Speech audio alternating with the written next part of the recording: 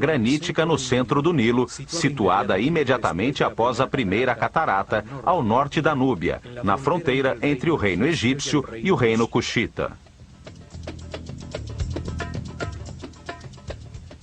Philae quer dizer ilha ou montículo sobre as águas que emergiu no tempo de Ra. Este nome sugere o uso sagrado deste lugar desde a mais remota antiguidade.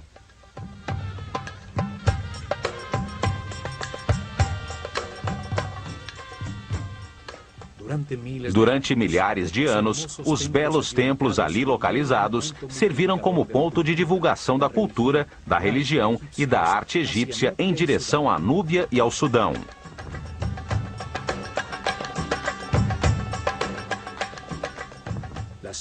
As ruínas mais antigas se encontram no canto sudeste. Ali existia um pequeno templo núbio, orientado para a estrela Canopus e dedicado a uma divindade chamada Mandulis. O templo foi destruído em alguma das antigas guerras entre egípcios e núbios.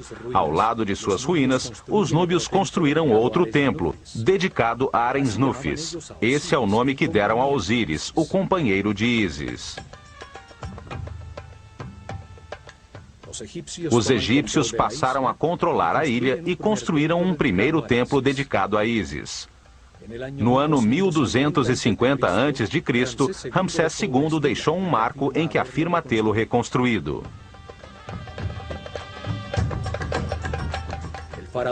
O faraó Taharka faz o mesmo no ano 680 a.C. e 120 anos depois, no ano de 560 a.C., o faraó Amasis mandou talhar as imagens de seu pílono.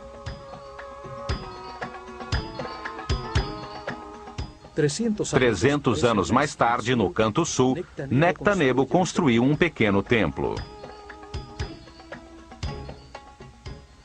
No ano 250 a.C., os faraós ptolemaicos, herdeiros de Alexandre Magno, decidiram reorientar o eixo do templo em 21 graus, para enfocar novamente a estrela Canopus, que tinha se deslocado com o movimento do sistema solar.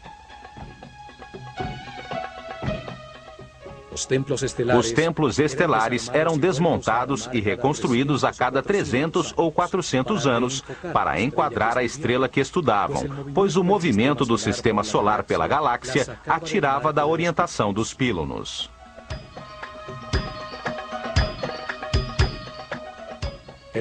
O templo deveria ser inteiramente desmontado para adequar-se ao novo eixo. Mas nestes tempos finais, os ptolomeus estavam mais interessados na Grécia e Macedônia, por suas rivalidades com os outros reis helênicos com quem Alexandre Magno dividiu seu império.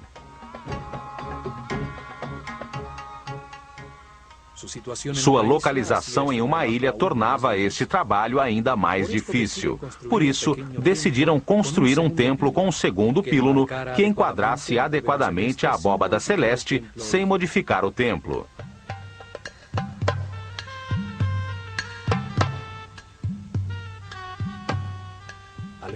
Alexandria tinha se tornado a capital do Egito e o grego seu idioma oficial. No ano 31 a.C., Cleópatra VII foi derrotada na Batalha de Actium. Com seu suicídio, o Egito caiu nas mãos de Otávio, que se converteu em Augusto, o primeiro imperador romano.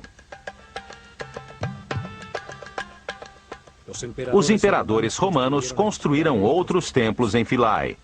Trajano começou a construção de um pequeno templo que nunca foi terminado.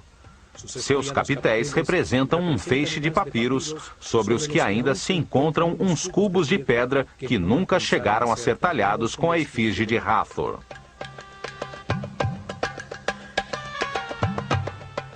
Philae foi um dos últimos lugares em todo o Egito onde permaneceram sacerdotes dedicados ao culto antigo.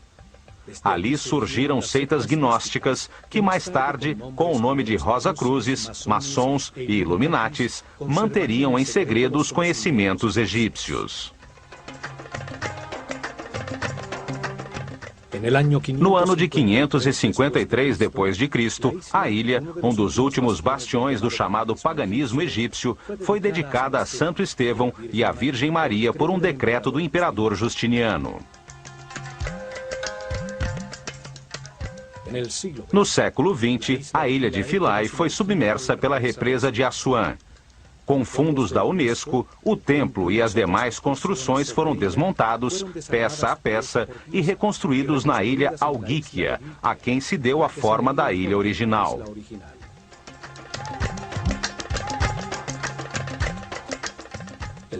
O templo foi orientado da mesma forma que o original.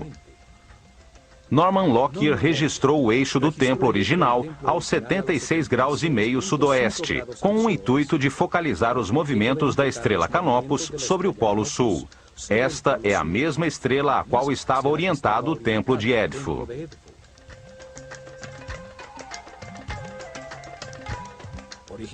Originalmente, as duas torres do píluno enquadravam Canopus, a estrela polar do sul, aos 15 graus sobre o horizonte, durante milhares de noites. Uma nova confirmação de que todos os templos egípcios estavam orientados para uma estrela ou para o sol.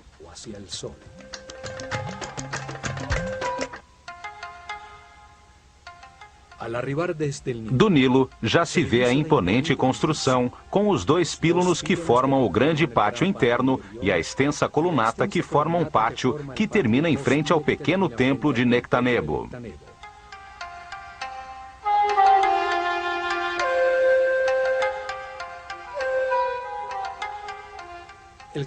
O grande pátio externo tem uma forma de trapézio pela disposição de uma colunata dupla, formada por 32 colunas construídas em um ângulo que se abre em direção ao templo, produzindo uma ilusão de maior profundidade. As colunas e um extenso muro que tem a distâncias regulares, uma série de janelas que se abrem para o Nilo, formam um imenso corredor. Todas as colunas são diferentes, como um conjunto de papiros. Seus capitéis floreados, de cores vivas, tinham diferentes formas.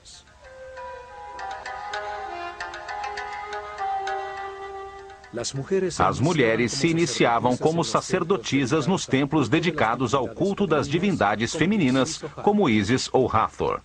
Neles, educavam as responsáveis pela música e pela dança, que acompanhavam os rituais de todos os templos do Egito.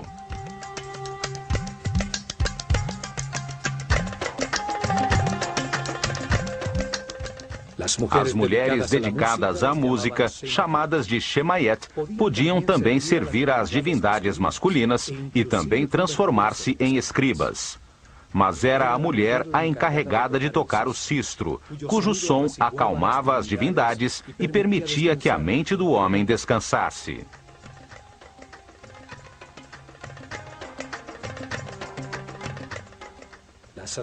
As sacerdotisas dedicadas a Hathor, divindade que representa a sexualidade feminina, o amor, a música, a dança, e cujas festividades eram de embriaguez, origem das festas dedicadas a Baco, tinham outras funções sociais.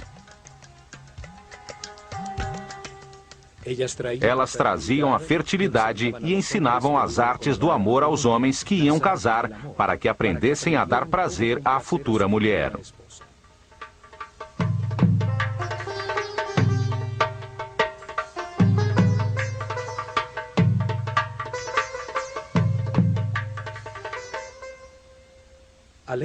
A leste, sobre a colunata do grande pátio, encontra-se um pequeno templo dedicado a Imhotep, o sumo sacerdote que construiu a pirâmide escalonada de Saqqara e deixou os planos e desenhos dos templos de Dendera e Edfu.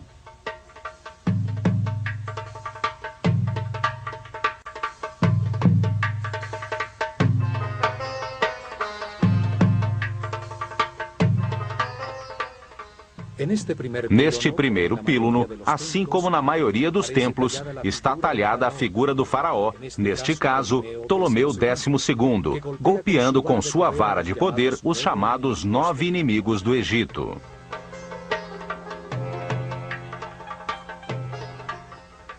Era uma espécie de superstição gráfica simbólica que mantinha afastadas as forças do caos e proclamava a vontade do faraó, mediador entre o homem e a divindade, de manter a ordem no Egito e em todo o cosmo.